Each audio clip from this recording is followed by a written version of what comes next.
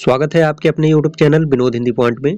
दोस्तों, आज के इस वीडियो में पढ़ने वाले हैं रस से संबंधित महत्वपूर्ण प्रश्नोत्तरी, जो सभी परीक्षाओं के लिए बहुत ही महत्वपूर्ण है। बिहार स्टेट पेपर 1 के सिलेबस में हिंदी व्याकरण से संबंधित प्रश्न पूछे जाएंगे, जिसमें रस, अलंकार, मुहावरे, संधि, समास, इन सभी से प्रश्न होंगे।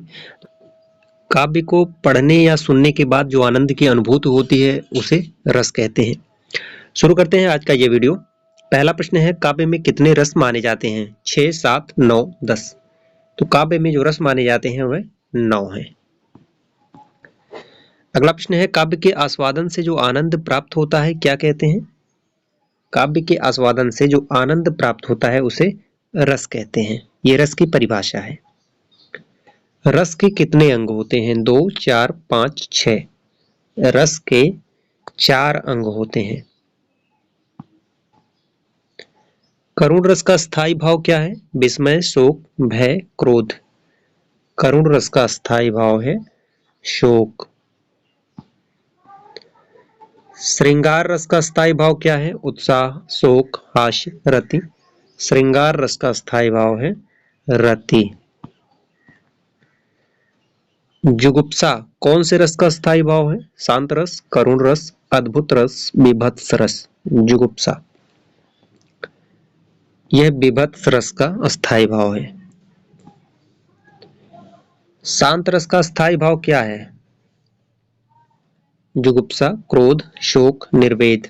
शांत रस का स्थायी भाव है निर्वेद। विस्मय स्थायी भाव किस रस में होता है? हास्य, शांत, अद्भुत, बीभत्स। तो विस्मय स्थायी भाव होता है अद्भुत रस में। सर्वश्रेष्ठ रस किसे माना जाता है? रौद्र, श्रृंगार, करुण, वीर। सर्वश्रेष्ठ रस माना जाता है श्रृंगार रस को, और श्रृंगार रस को रसराज भी कहा जाता है। शांत रस की उत्पत्ति कब होती है? संसार से वैराग्य होने पर, क्रोध भाव दर्शाने के बाद, घोर विनाश के पश्चात, भय की स्थिति उत्पन्न होने पर शांत रस की उत्पत्ति होती है। संसार से वैराग्य होने पर। कवि बिहारी मुख्यतः किस रस के कवि थे? करुण, भक्ति, श्रृंगार, वीर। बिहारी लाल मुख्यतः श्रृंगार रस के कवि थे। इनकी प्रसिद्ध रचना है बिहारी सतसई, जिसमें 713 दोहे हैं।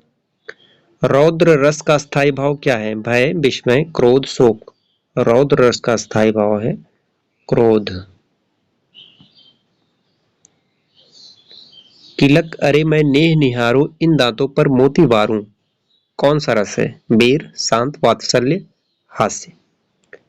तिलक अरे मैं नेह निहारूं, इन दांतों पर मोती वारूं, यह वात्सल्य रस का उदाहरण है। वात्सल्य रस के सम्राट कहे जाते हैं सूरदास। देख समस्त विश्व से तुसे मुख में, यशोदा विस्मय सिंधु में डूबी। कौन सा रस है? अद्भुत, शांत, विभत्स, रौद्र। तो इसमें जो है अद्भुत रस है। देख समस्त विश्व से तुसे मुख में, यशोदा विस्मय सिंधु में डूबी। प्रिय वह मेरा प्राण प्यारा कहाँ है, दुख जल निधि में डूबी का सहारा कहाँ है। इसमें कौन सा रस है? शांत, करुण, रौद्र, श्रृंगार। तो इसमें करुण रस है। प्रिय वह मेरा प्राण प्यारा कहाँ है, वह मेरा प्राणों से प्यारा कहाँ है। हाँ राम, हाँ प्राण प्यारे, जीवित रहूं किसके सहारे। कौन सा रस है? करुण, रौद्र, विभत्स, वीर। हाँ राम, हाँ प्राण प्यारे, जीवित रहूं किसके सहारे, करुण रस है। प्रिय पति वह मेरा प्राण प्यारा कहाँ है, दुख जल निधि डूबी सहारा कहाँ है। इन सिद्धस्तों में कौन सा प्रतिष्ठित भाव है? इसमें भाव पूछा गया है। इससे पहले जो प्रश्न हुआ है उसमें रस पूछा गया था, तो रस का स्थायी भाव क्या है? विस्मय, रति, शोक, क्रोध। तो इसमें जो रस है वह करुण रस है, और करुण रस का स्थायी भाव है शोक। मेरे तो गिरधर गोपाल दूसरों न कोई, जाके सिर मोर मुकुट मेरो पति सोई। इन कट्टरपंथियों में कौन सा रस है? शांत, श्रृंगार, करुण, हास्य कलाकार। तो इसमें जो है श्रृंगार रस है। मेरे तो गिरधर गोपाल दूसरों न कोई, जिनके सिर पर मोर मुकुट हो वही मेरे पति हैं। मैं सत्य कहता हूँ साके सुकुमार मत जानो मुझे, यमराज से भी युद्ध में प्रस्तुत सदा बानो मुझे। कौन सा रस है? पीर, संयोग, शांत, करुण। वीर रस है। मैं सत्य कहता हूँ साके सुकुमार मत जानो मुझे, यमराज से भी युद्ध में प्रस्तुत सदा मानो मुझे। मुझे कोमल मत समझो, सुकुमार मत समझो। हाँ रघुनंदन प्रेम परीते तुम बहुत दिन बिताओगे। प्रस्तुत पंक्ति में कौन सा रस है?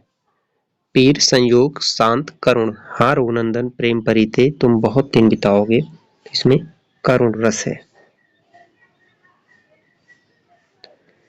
रे नृप आयुध काल बस बोलत तेहि न संभार, धनु ही समुद्र प्रारु धनु विदित शकल संसार। उपरोक्त पंक्ति में कौन सा रस है? वियोग, रौद्र, संयोग, करुण।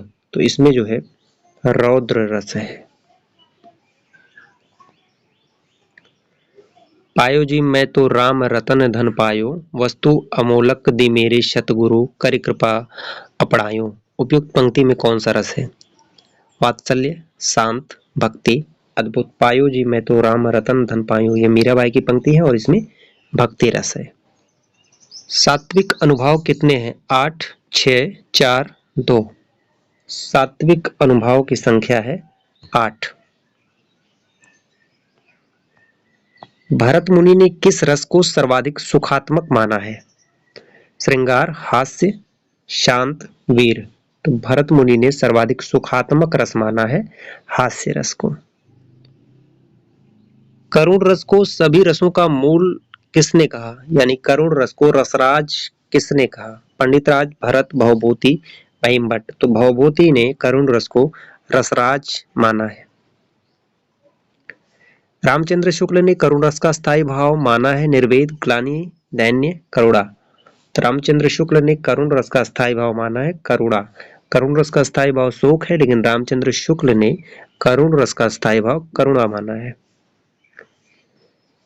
करुण रस की तीव्रता श्रृंगार से भी अधिक किसने माना है? आनंदवर्धन, अभिनवगुप्त, भट्टनायक, कुंतक। करुण रस की तीव्रता श्रृंगार से भी अधिक मानने वाले हैं आनंदवर्धन। निम्नलिखित में से किस विद्वान ने जृंभा जम्हाई को 9वां सात्विक अनुभव माना है? देव कवि, भानुदत्त मिश्र, भागीरथ मिश्र, रामचंद्र शुक्ल। तो किस विद्वान ने जृंभा जम्हाई को 9वां सात्विक अनुभव माना है? भानुदत्त मिश्र ने। देव से पूर्व किस विद्वान ने छल नामक संचारी भाव का सर्वप्रथम उल्लेख अपनी रचना में किया? भरत मुनि, भानुदत्त मिश्र, भागीरथ मिश्र, रामचंद्र शुक्ल। तो छल नामक संचारी भाव का सर्वप्रथम उल्लेख अपनी रचना में करने वाले हैं भानुदत्त मिश्र। देव ने भी किया है, लेकिन देव से पहले भानुदत्त मिश्र ने छल नामक संचारी भाव का उल्लेख किया है। अस्थायी भावों की संख्या कितनी है? 7, 8, 9, 10। अस्थायी भावों की संख्या है 9। अस्थायी भावों को उद्दीप्त या जागृत करने वाली परिस्थितियों को कहते हैं संचारी भाव, अस्थायी भाव, अनुभाव, विभाव। तो अस्थायी भाव को उद्दीप्त या जागृत करने वाली परिस्थितियों को कहते हैं विभाव। अस्थायी भाव उद्दीप्त होने पर आश्रय की चेष्टाओं को क्या कहते हैं? अनुभाव, विभाव, संचारी भाव, अस्थायी भाव। आश्रय की चेष्टाओं को कहते हैं अनुभाव। अनुभाव कितने प्रकार के होते हैं? 3, 4, 5, 6। अनुभाव 4 प्रकार के होते हैं। भरत मुनि के अनुसार भावों की कुल संख्या है 46, 47, 48, 49। भरत मुनि के अनुसार भावों की कुल संख्या है 49। छल नामक 34वां संचारी भाव किसने माना है? भिखारी दास, देव कवि, केशवदास, रामचंद्र शुक्ल। तो 34वां संचारी भाव मानने वाले हैं देव कवि। श्रृंगार को रसराज किसने घोषित किया? भोजराज, आनंदवर्धन, धनंजय, भरत। तो श्रृंगार को रसराज घोषित करने वाले हैं भोजराज। रस मीमांसा के लेखक कौन है? डॉक्टर नगेंद्र, आचार्य रामचंद्र शुक्ल, डॉक्टर रामविलास शर्मा, नंदुलारी वाजपेयी। तो रस मीमांसा के लेखक हैं आचार्य रामचंद्र शुक्ल।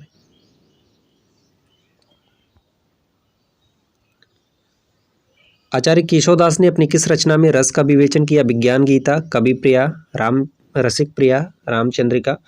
तो केशवदास ने रसिक प्रिया में रस का विवेचन किया है, कवि प्रिया में अलंकारों का विवेचन किया है, और रामचंद्रिका को छंदों का अजायब घर कहा जाता है।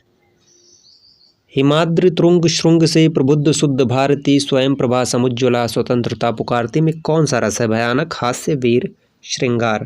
तो ये जयशंकर प्रसाद की पंक्ति है, इसमें वीर रस है। अटपटी उलझी लताएं डालियों को खींच लाएं, पैर को पकड़े अचानक प्राण को कसले कपाएं, सांप सी काली लताएं। इसमें कौन सा रस है? विभत्स, करुण, रौद्र, अद्भुत। तो इसमें विभत्स रस है। अटपटी उलझी लताएं, अटपटी लताएं हैं, डालियों को खींच लाएं, पैर को पकड़े अचानक प्राण को कसले कपाएं, सांप सी काली लताएं। अखिया हरि दर्शन की भूखी, कैसे रहे रूप रस रांची, ये बतिया सुनि रूखी। कौन सा रस है? संयोग श्रृंगार, वीर रस, वियोग श्रृंगार, शांत रस। तो इसमें वियोग श्रृंगार है। किस आचार्य ने रस को इस प्रकार परिभाषित किया है? विभावानुभाव व्यभिचारी संयोग दि निष्पत्ति। आचार्य विश्वनाथ, आचार्य भरत, आचार्य रामचंद्र शुक्ल, इनमें से कोई नहीं। ये पंक्ति कई बार पूछी गई है, ये किसका है? तो आचार्य भरत का है। विभावानुभाव व्यभिचारी संयोग दि निष्पत्ति। विचित्र अथवा आश्चर्यजनक वस्तु या घटना को देखकर हृदय में कौतूहल तथा आश्चर्य का भाव उत्पन्न होता है, उसे कौन सा रस कहते हैं? विभत्स, अद्भुत, भयानक, इनमें से कोई नहीं। तो अद्भुत रस कहते हैं। आश्चर्य, कौतूहल तथा विचित्र भाव को देखकर जो रस उत्पन्न होता है वह अद्भुत रस होता है। डॉक्टर नगेंद्र ने काव्य क्रिया का प्रथम सोपान माना है विभाव, अनुभव, अनुभूति, अभिव्यक्ति। तो डॉक्टर नगेंद्र ने काव्य क्रिया का प्रथम सोपान माना है अनुभूति को। सबसे पहले रस को ब्रह्मानंद सहोदर किसने घोषित किया? आचार्य दंडी, पंडित राज जगन्नाथ, भट्टौत, भट्टनायक। तो सबसे पहले रस को ब्रह्मानंद सहोदर घोषित करने वाले हैं भट्टनायक। महत्वपूर्ण प्रश्न है। इनमें से सर्वाधिक प्राचीन सिद्धांत कौन है? रस, अलंकार, रीति, वक्रोक्ति। सर्वाधिक प्राचीन सिद्धांत है रस। रस सिद्धांत के आदि प्रवर्तक कौन है? भरत मुनि, आनंदवर्धन, भोजराज, धनंजय। तो रस सिद्धांत के आदि प्रवर्तक हैं भरत मुनि। भरत मुनि ने किस रस का उल्लेख नहीं किया? श्रृंगार, शांत, वीर, करुण। तो भरत मुनि ने शांत रस का उल्लेख नहीं किया। स्तंभ निम्न में किस तरह का भाव है? आलंबन, उद्दीपन, अनुभाव, संचारी भाव। तो स्तंभ निम्न में से यह अनुभाव है। रोमांच निम्न में से किस तरह का भाव है? आलंबन, उद्दीपन, अनुभाव, संचारी भाव। तो रोमांच जो है यह अनुभाव है। श्रम निम्न में किस तरह का भाव है? संचारी भाव, अनुभाव, आलंबन, उद्दीपन। तो श्रम जो है यह संचारी भाव है। उत्सुकता निम्न में किस तरह का भाव है? अनुभाव, संचारी भाव, आलंबन, उद्दीपन। तो उत्सुकता यह संचारी भाव है।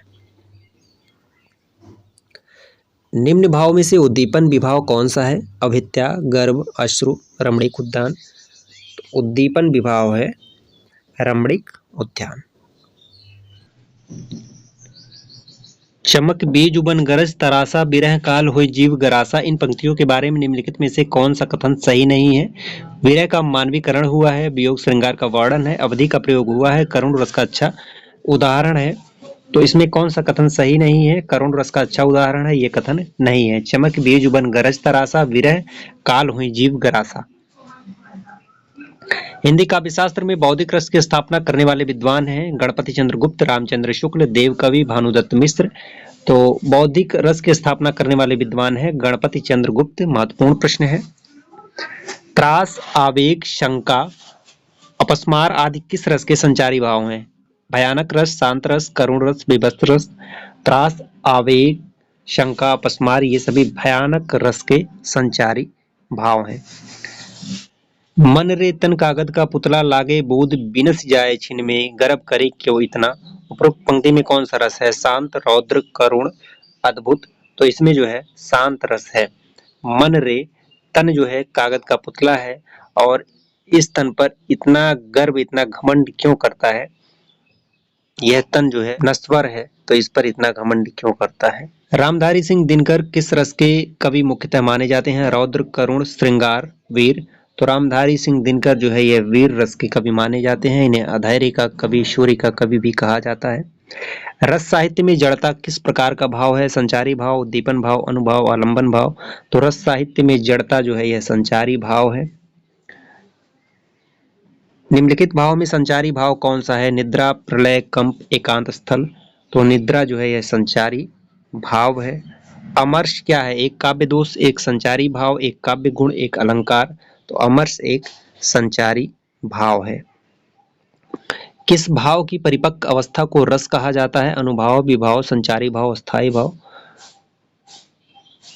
तो परिपक्व अवस्था को रस कहा जाता है, अस्थाई भाव को। उन्माद क्या है? अनुभाव, संचारी भाव, उद्दीपन, आलंबन। तो उन्माद जो है यह संचारी भाव है। ये थे रस से संबंधित कुछ महत्वपूर्ण प्रश्न। आशा करते हैं आज का वीडियो आप सभी को पसंद आया होगा। मिलते हैं अगले वीडियो में कुछ नए प्रश्नों के साथ। तब तक के लिए नमस्कार।